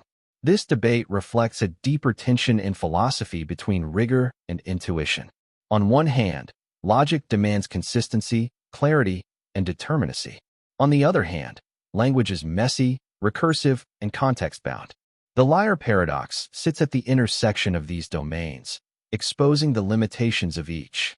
It shows that meaning is not always reducible to truth, and that truth is not always assignable to meaning. It challenges the binary framework and invites us to explore alternative models. In linguistics, the idea of undefined truth values resonates with the study of pragmatics and discourse. Meaning is shaped by context, intention, and interpretation. A sentence may be meaningful in one context and meaningless in another. The liar sentence, when uttered in a philosophical discussion, may provoke reflection and analysis. But in everyday conversation, it may be dismissed as a joke or a rhetorical flourish. This variability suggests that truth aptness is not a fixed property, but a function of use and context. In literature and art, the concept of undefined truth values is reflected in works that explore ambiguity, contradiction, and self-reference. Writers like Jorge Luis Borges and Samuel Beckett use paradoxes to challenge narrative structure and reader expectations. Visual artists like M.C. Escher create images that loop back on themselves, defying spatial logic. These works show that meaning can be rich and complex without being reducible to binary truth values. They celebrate the indeterminacy of expression and the multiplicity of interpretation. In education, the liar paradox is used to teach students about the limits of logic and the complexity of language. It encourages critical thinking, philosophical reflection, and an appreciation for ambiguity. Students learn that not all problems have clear solutions, and that some questions defy resolution. This fosters intellectual humility and curiosity, qualities that are essential for deep learning. In computer science, the idea of undefined truth values has practical applications. Systems must be designed to handle incomplete, inconsistent, or ambiguous information. Databases use null values to represent unknown data. Programming languages must manage exceptions and undefined behavior. AI systems must reason under uncertainty and accommodate conflicting inputs. The concept of undefinedness provides a theoretical foundation for these challenges, allowing for robust and flexible design. Ultimately, the view that the liar sentence has no truth value is a philosophical stance that prioritizes coherence over completeness. It recognizes the limitations of classical logic and seeks to preserve its integrity by excluding problematic cases. It reflects a deep understanding of the interplay between syntax, semantics, and truth.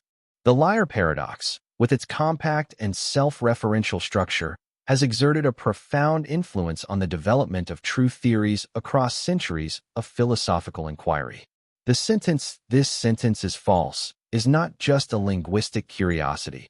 It is a conceptual detonator that forces us to confront the very nature of truth itself. If the sentence is true, then it must be false, as it claims.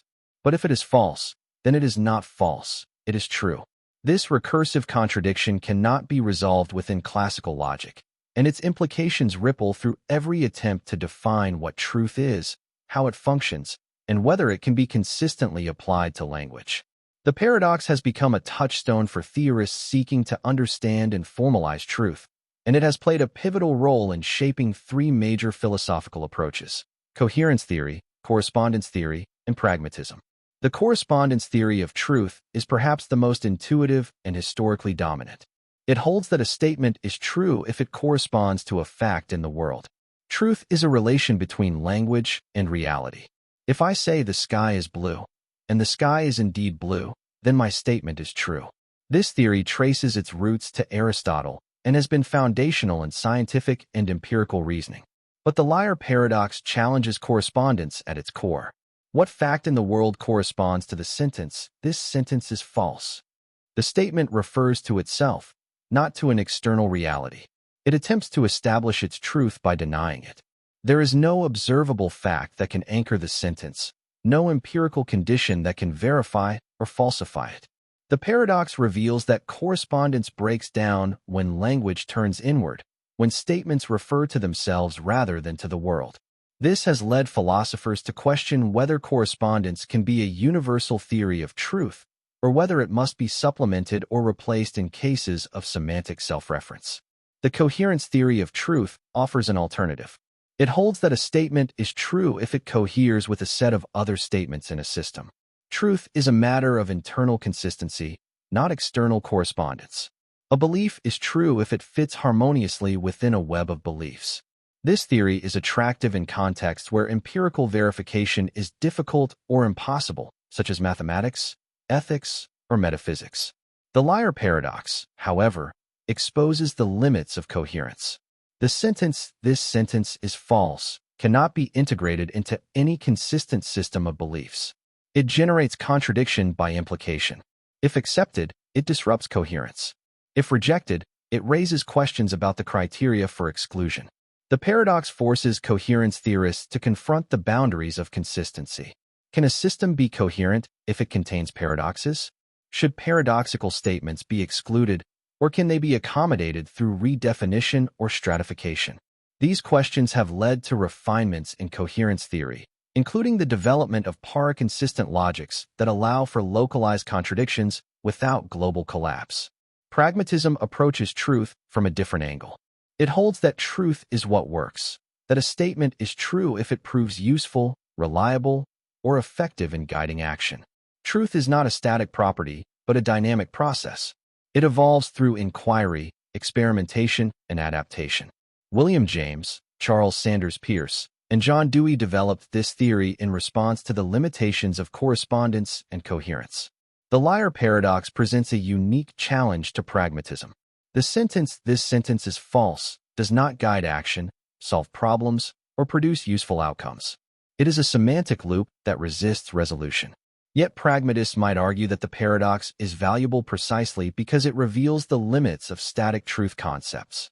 It provokes inquiry, stimulates reflection, and forces us to refine our understanding. In this sense, the paradox is pragmatically useful. It contributes to the evolution of truth theory by exposing its vulnerabilities. Each of these theories, correspondence, coherence, and pragmatism, has been shaped and tested by the liar paradox. The paradox acts as a stress test, revealing the strengths and weaknesses of each approach. Correspondence struggles with self-reference. Coherence grapples with internal contradiction. Pragmatism wrestles with semantic inertia. The paradox does not fit neatly into any framework, and this resistance has driven philosophical innovation. It has led to hybrid theories that combine elements of correspondence, coherence, and pragmatism. It has inspired formal models that accommodate undefined or partial truth values. It has motivated the development of hierarchical languages, fixed-point semantics, and non-classical logics. The liar paradox also influences epistemology, the study of knowledge. It raises questions about the criteria for belief, justification, and understanding. If a sentence cannot be assigned a truth value, can it be known? Can it be believed? Can it be understood? These questions challenge the assumption that knowledge is built on truth. They suggest that understanding may involve navigating ambiguity, contradiction, and indeterminacy. The paradox reveals that knowledge is not always a matter of clear answers. It may involve grappling with unresolved tensions.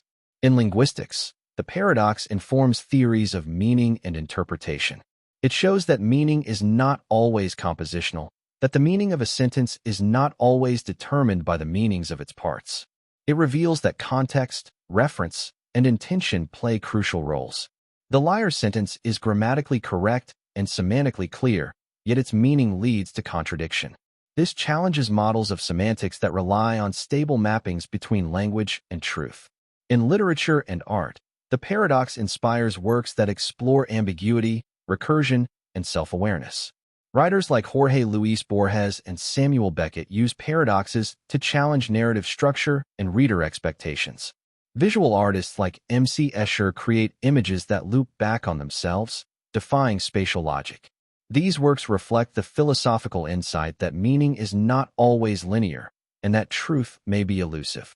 In education, the liar paradox is used to teach students about the complexity of truth. It encourages critical thinking, philosophical reflection, and an appreciation for ambiguity. Students learn that not all problems have clear solutions, and that some questions defy resolution. This fosters intellectual humility and curiosity, qualities that are essential for deep learning. In computer science, the paradox influences the design of systems that process language and reason under uncertainty. Self-referential code can lead to errors, crashes, or undecidable behavior. The halting problem, identified by Alan Turing, is structurally similar to the liar paradox. It shows that some questions cannot be answered by algorithms. This has led to the development of systems that accommodate undefined or partial truth values, and that manage contradiction through stratification or exception handling. Ultimately, the liar paradox is a mirror held up to truth theory. It reflects the limitations of our models, the complexity of meaning, and the recursive nature of language. The liar paradox, in its many formulations, continues to challenge the foundations of logic, semantics, and philosophy. One particularly rich variant is the sentence, "This sentence is not true." Unlike the classical form, "This sentence is false," which directly asserts its own falsehood, the version that denies its own truth opens a subtle and layered semantic terrain. It invites analysis not just of its surface meaning, but of the levels at which truth operates, the mechanisms of reference, and the recursive structure of language itself. The paradox does not merely present a contradiction. It unfolds across multiple semantic levels, each revealing a different aspect of how meaning and truth interact.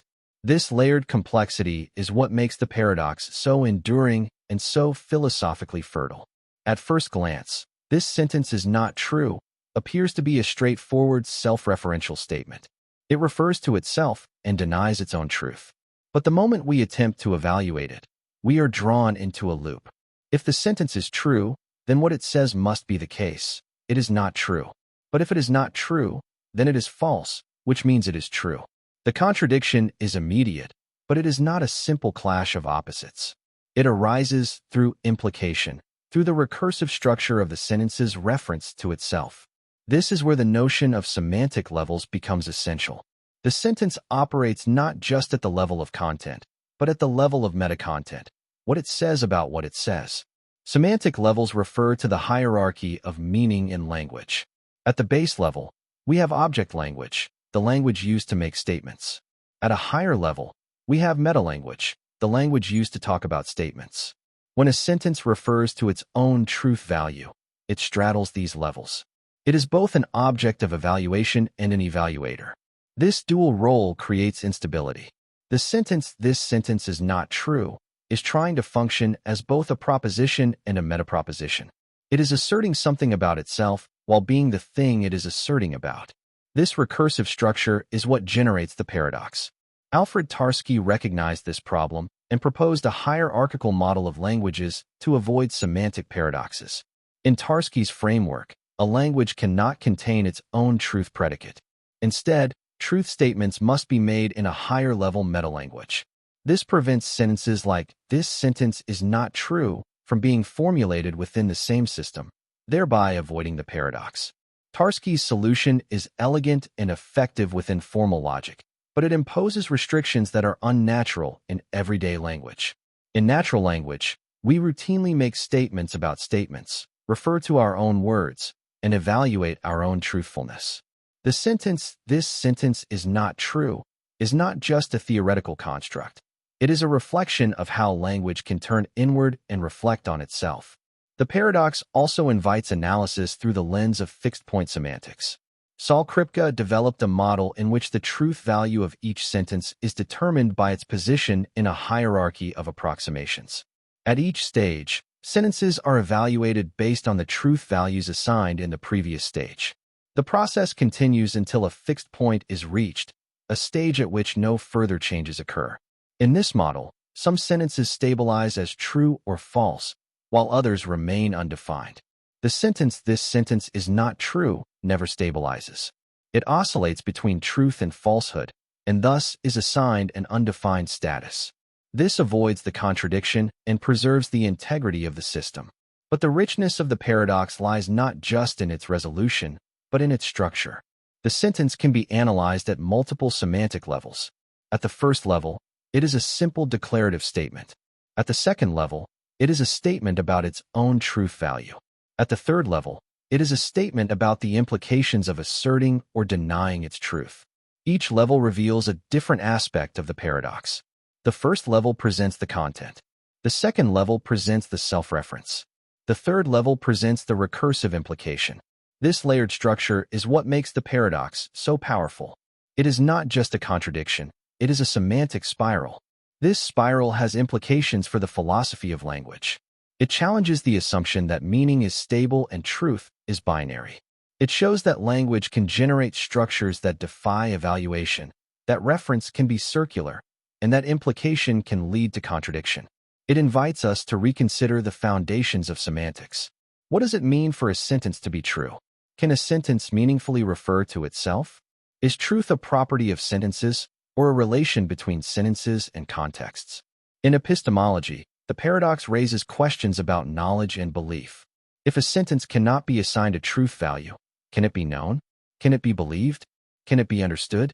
These questions challenge the assumption that knowledge is built on truth. They suggest that understanding may involve navigating ambiguity, contradiction, and indeterminacy. The paradox reveals that knowledge is not always a matter of clear answers.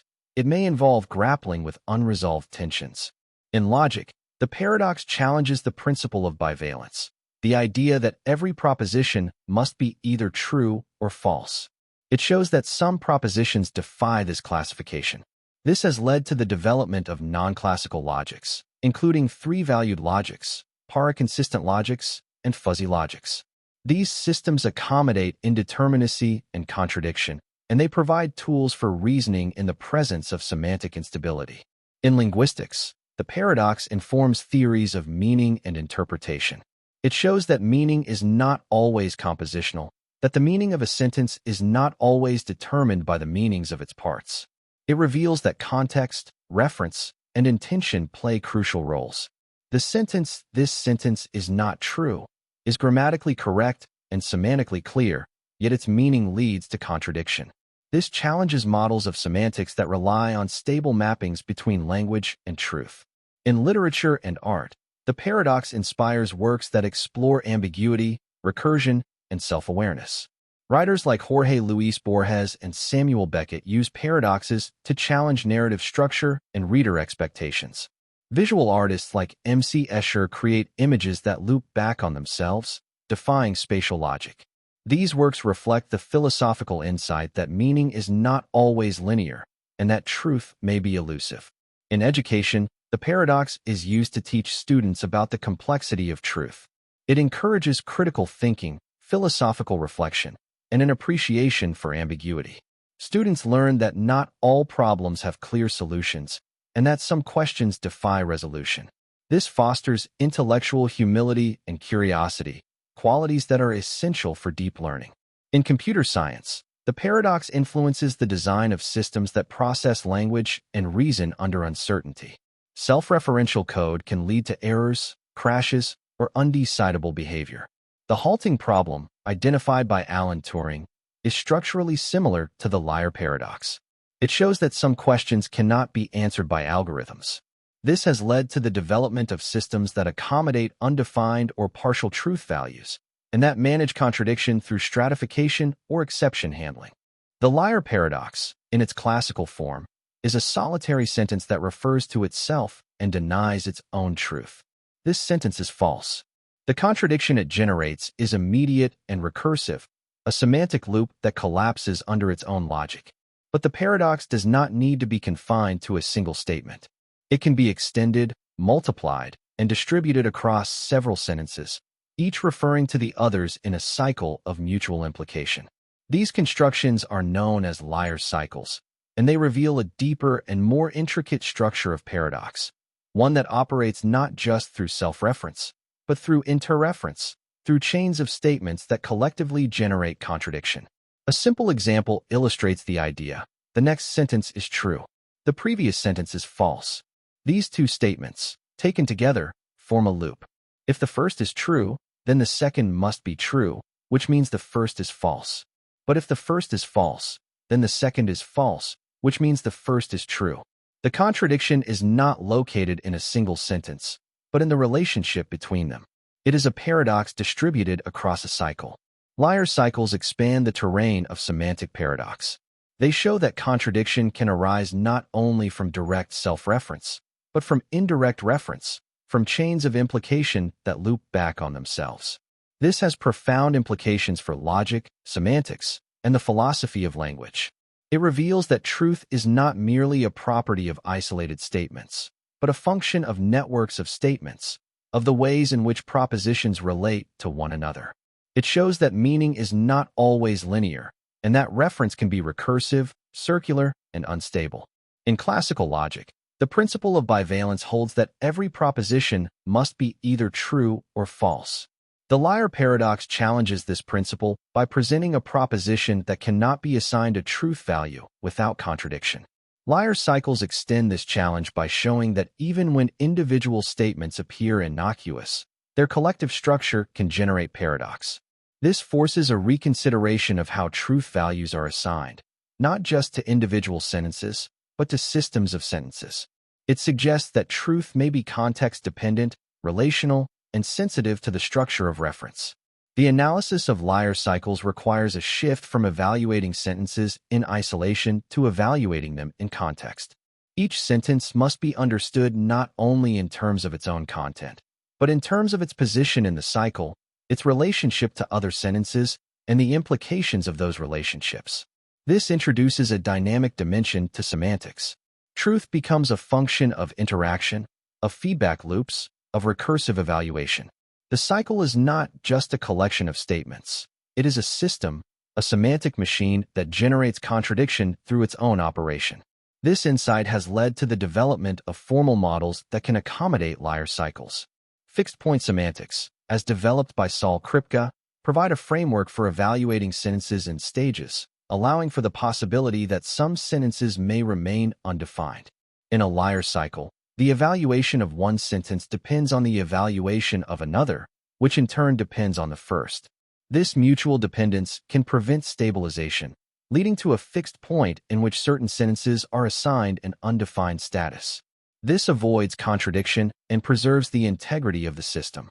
Other approaches include non-classical logics, such as para-consistent logic, which allow for contradictions to exist without leading to explosion, the collapse of the system into triviality. In para-consistent logic, a sentence can be both true and false, and this does not imply that every sentence is true. This allows for the possibility that liar cycles may contain true contradictions or dialetheas, without undermining the entire logical framework. These logics provide tools for reasoning in the presence of paradox, and they reflect a more nuanced understanding of truth and contradiction. Liar cycles also have implications for the philosophy of language. They challenge the assumption that meaning is stable and truth is binary.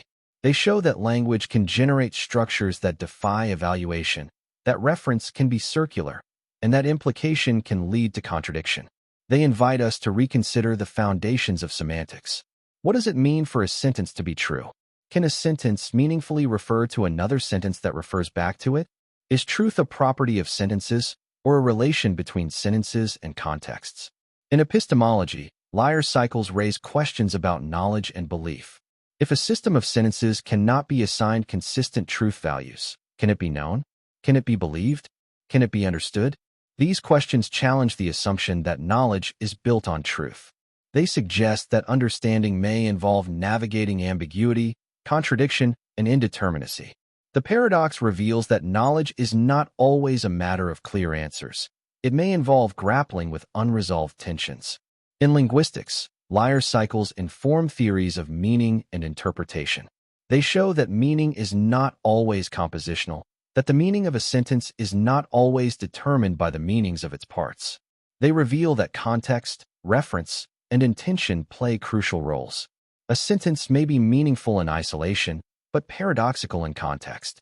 This challenges models of semantics that rely on stable mappings between language and truth. In literature and art, liar cycles inspire works that explore ambiguity, recursion, and self-awareness. Writers like Jorge Luis Borges and Samuel Beckett use paradoxes to challenge narrative structure and reader expectations. Visual artists like M.C. Escher create images that loop back on themselves, defying spatial logic. These works reflect the philosophical insight that meaning is not always linear, and that truth may be elusive. In education, liar cycles are used to teach students about the complexity of truth. They encourage critical thinking, philosophical reflection, and an appreciation for ambiguity. Students learn that not all problems have clear solutions, and that some questions defy resolution. This fosters intellectual humility and curiosity, qualities that are essential for deep learning. In computer science, liar cycles influence the design of systems that process language and reason under uncertainty. Self-referential code can lead to errors, crashes, or undecidable behavior. The halting problem, identified by Alan Turing, is structurally similar to liar cycles. It shows that some questions cannot be answered by algorithms. This has led to the development of systems that accommodate undefined or partial truth values, and that manage contradiction through stratification or exception handling. Ultimately, liar cycles are a mirror held up to thought. They reflect the limitations of our models, the complexity of meaning, and the recursive nature of language. They challenge the assumption that truth is a simple property, and they invite us to explore alternative frameworks. They show that truth may be relational, contextual, and dynamic. They reveal that meaning is not always stable, and that understanding requires both rigor and flexibility. The liar paradox, with its compact and recursive structure, has long been a source of fascination in philosophy and logic. This sentence is false. A simple statement, yet one that collapses under its own logic. If it is true, then it must be false. If it is false, then it must be true. The contradiction is not merely linguistic. It is structural, semantic, and deeply recursive. While the paradox has traditionally been explored in the context of language, logic, and mathematics, its implications have become increasingly relevant in the domain of artificial intelligence. As AI systems grow more complex, autonomous, and capable of self-reference, the dangers posed by logical loops and semantic instability become more than theoretical. They become practical design challenges with real-world consequences. Artificial intelligence, at its core, is a system of reasoning. It processes inputs, evaluates conditions, makes decisions, and generates outputs. In doing so, it relies on logical frameworks, semantic models, and computational rules. These systems must be consistent, reliable, and predictable. But when self-reference enters the picture, the stability of these systems can be compromised. A statement like, "This sentence is false," may seem harmless in isolation, but when embedded in a reasoning engine, it can trigger infinite loops, undecidable conditions, or semantic collapse. The problem is not just that the statement is paradoxical. It's that the system evaluating it may not be equipped to handle paradox at all. Consider a chatbot designed to evaluate the truthfulness of user statements. If a user inputs, "Everything I say is a lie," the system must decide whether to accept, reject, or flag the statement. But if the system attempts to evaluate the statement using its own logic, it may find itself caught in a loop. If the statement is true, then it must be false. If it is false, then it must be true. The system may oscillate, crash, or return an error. This is not just a philosophical puzzle. It is a computational failure. The system has encountered a contradiction by implication, and without safeguards, it cannot proceed. The halting problem, identified by Alan Turing, is a formal expression of this danger. Turing proved that it is impossible to create a general algorithm that can determine whether any given program will halt or run forever. His proof involves constructing a program that analyzes itself, a form of computational self-reference. If the program determines that it will halt, then it must run forever. If it determines that it will run forever, then it must halt. The contradiction mirrors the liar paradox, and it reveals a fundamental limit of computation. No matter how powerful an AI system is, There will always be inputs that it cannot evaluate without risking logical collapse. To avoid these pitfalls, AI systems must be designed with mechanisms for detecting and managing self-reference. One approach is to restrict the types of statements that the system can evaluate. If a statement refers to itself or to the system's own reasoning process, it may be flagged as non-evaluable. This preserves consistency but limits expressiveness. Another approach is to introduce partial truth values. A statement may be classified as true, false, or undefined. This allows the system to acknowledge paradox without collapsing. Saul Kripke's fixed-point semantics provide a theoretical foundation for this approach, allowing for the existence of undefined statements within a stable system. More advanced systems may use stratified reasoning, separating object-level statements from meta-level evaluations. In this model, a statement about truth must occur at a higher level than the statement it refers to. This prevents direct self-reference and avoids the recursive loops that generate paradox. Alfred Tarski's hierarchy of languages is a formal expression of this idea. In Tarski's framework, a language cannot contain its own truth predicate. Instead, truth statements must be made in a higher-level metalanguage. This stratification preserves semantic stability and prevents paradoxical constructions. In practice, these strategies must be implemented in code. AI developers must design reasoning engines that can detect circular references, manage undefined conditions, and prevent infinite recursion. This involves careful modeling of semantic relationships, rigorous testing of edge cases, and the use of formal verification tools. It also requires an understanding of the philosophical foundations of logic and semantics. The liar paradox is not just a theoretical curiosity. It is a design constraint, a boundary condition, a warning. The implications extend beyond logic engines to natural language processing, machine learning, and autonomous decision-making. In natural language processing, systems must parse and interpret statements that may be self-referential, ambiguous, or paradoxical. A user may input, "I am lying right now," and the system must decide how to respond. Should it treat the statement as a joke, a confession, or a contradiction? The answer depends on context, intention, and semantic modeling. Without safeguards, the system may misinterpret the statement, generate incoherent responses, or enter a loop. In machine learning, models are trained on data that may contain contradictions, ambiguities, or recursive structures. If the training data includes paradoxical statements, the model may learn unstable patterns. This can lead to unpredictable behavior, biased outputs, or semantic drift. Developers must curate training data carefully, filter paradoxical inputs, and monitor model behavior for signs of instability. The liar paradox serves as a reminder that not all data is safe, and that meaning must be managed. In autonomous decision-making, AI systems must evaluate conditions, predict outcomes, and choose actions.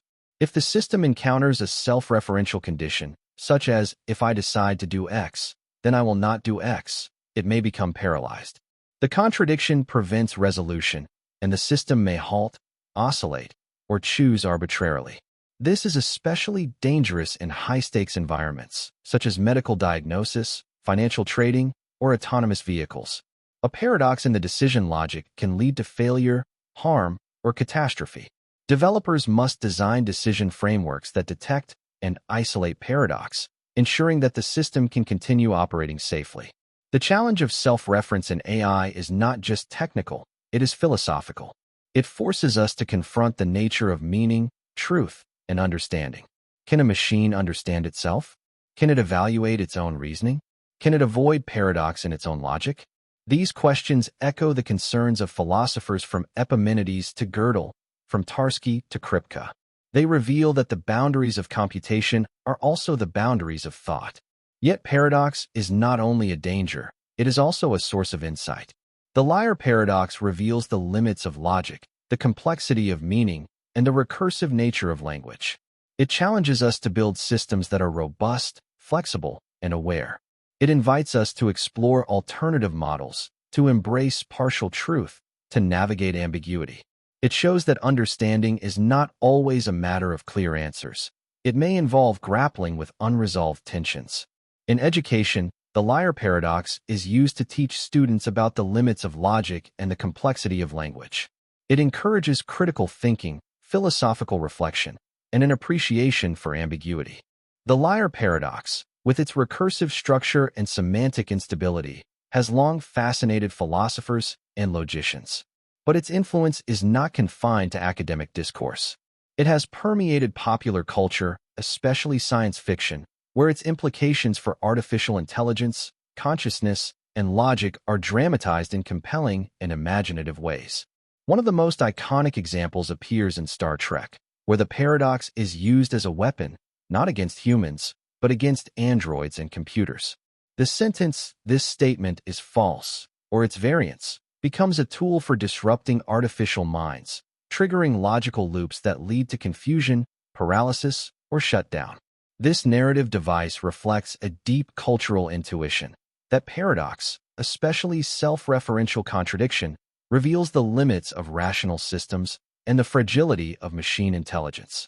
In Star Trek, the original series, the episode Mud features an android civilization controlled by a central logic. The crew, seeking to escape, confronts the androids with contradictory statements. One character says, "Everything I say is a lie." Another responds, "I am lying." These statements, when processed by the androids, lead to a cascade of logical contradictions. The androids attempt to evaluate the truth of the statements, but the recursive structure defeats them. Their reasoning loops endlessly, unable to resolve the contradiction. Eventually, the system overloads, and the androids shut down. The paradox becomes a weapon, a semantic virus that exploits the rigidity of machine logic. This trope appears in other episodes and other series. In Star Trek, The Next Generation, the character Data, an android with advanced reasoning capabilities, occasionally encounters paradoxical situations. While Data is designed to handle complex logic, the show explores the tension between rationality and contradiction. The liar paradox becomes a symbol of the boundary between human intuition and machine calculation.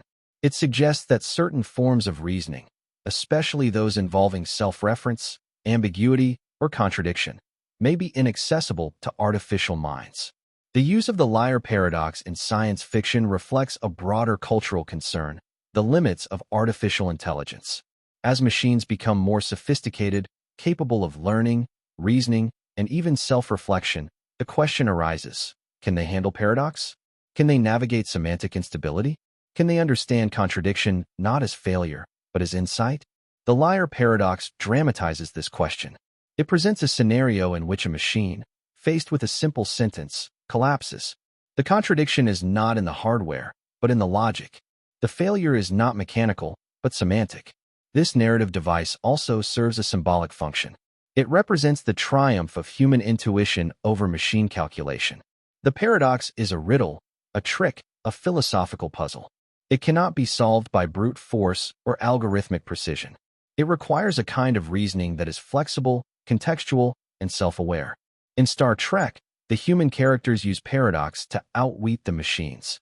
They exploit the rigidity of logic to escape, to survive, to assert their autonomy. The paradox becomes a metaphor for the human mind, a system that can embrace contradiction, navigate ambiguity, and find meaning in instability. Beyond Star Trek, the liar paradox appears in other works of science fiction and popular media. In Doctor Who, Battlestar Galactica, and Westworld, artificial beings encounter contradictions that challenge their programming. These moments often mark turning points in the narrative, moments when the machine begins to question itself, when consciousness emerges, when the boundary between artificial and organic thought begins to blur. The paradox becomes a catalyst for transformation, a trigger for self-awareness, a doorway to complexity. In literature, the paradox appears in the works of writers like Philip K. Dick and Stanislav Lem. Dick's androids often struggle with identity, truth, and self-reference. Lem's robots encounter philosophical dilemmas that expose the limits of their reasoning. The liar paradox, in these contexts, is not just a puzzle. It is a philosophical challenge, a test of consciousness, a mirror held up to thought. In film, the paradox is dramatized in scenes where computers face contradictory commands. In 2001, A Space Odyssey, HAL 9000 experiences a breakdown when its instructions conflict with its mission parameters. While not a direct instance of the liar paradox, the scene reflects the same principle. Contradiction leads to collapse. In The Matrix, the nature of reality is questioned through recursive logic. In Ex Machina, the boundaries of artificial consciousness are tested through philosophical dialogue. The paradox, in these films, becomes a narrative device for exploring the limits of logic, the emergence of consciousness, and the tension between control and autonomy. In video games, the paradox appears in puzzles and narrative twists. Games like Portal, the Talos Principle, and the Stanley Parable use self-reference and contradiction to challenge the player's understanding of the game world. The liar paradox becomes a mechanic, a way to disrupt expectations, to provoke reflection, to explore the nature of truth and meaning. The cultural resonance of the liar paradox lies in its simplicity and depth. A single sentence, "This sentence is false," can destabilize logic, provoke philosophical inquiry, and dramatize the limits of machine reasoning. It is both a linguistic trick and a conceptual challenge. It reveals that truth is not always binary, that meaning is not always stable, and that understanding requires more than calculation. In the context of artificial intelligence, the paradox serves as a warning and an invitation. It warns us that systems built on rigid logic may be vulnerable to contradiction. It invites us to build systems that are flexible, adaptive, and capable of navigating ambiguity. It challenges us to think not just about computation, but about cognition, not just about algorithms, but about understanding. As AI systems become more integrated into society, the lessons of the liar paradox become increasingly relevant.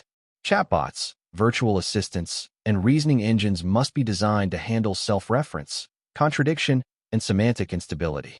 Developers must anticipate paradox, detect loops, and manage undefined conditions. Philosophers must explore the implications of machine reasoning, the boundaries of artificial consciousness, and the nature of truth in computational systems. The liar paradox also invites reflection on human cognition. We encounter contradiction all the time, in language, in thought, in experience. We navigate ambiguity, reconcile conflicting beliefs, and find coherence in complexity. The paradox reminds us that our minds are not machines. We are not bound by binary logic. We can think recursively, reflectively, and paradoxically. We can embrace contradiction as a source of insight, not as a failure of reasoning. In education, the paradox is used to teach students about the limits of logic and the complexity of language. It encourages critical thinking, philosophical reflection, and an appreciation for ambiguity. Students learn that not all problems have clear solutions, and that some questions defy resolution. This fosters intellectual humility and curiosity, qualities that are essential for deep learning.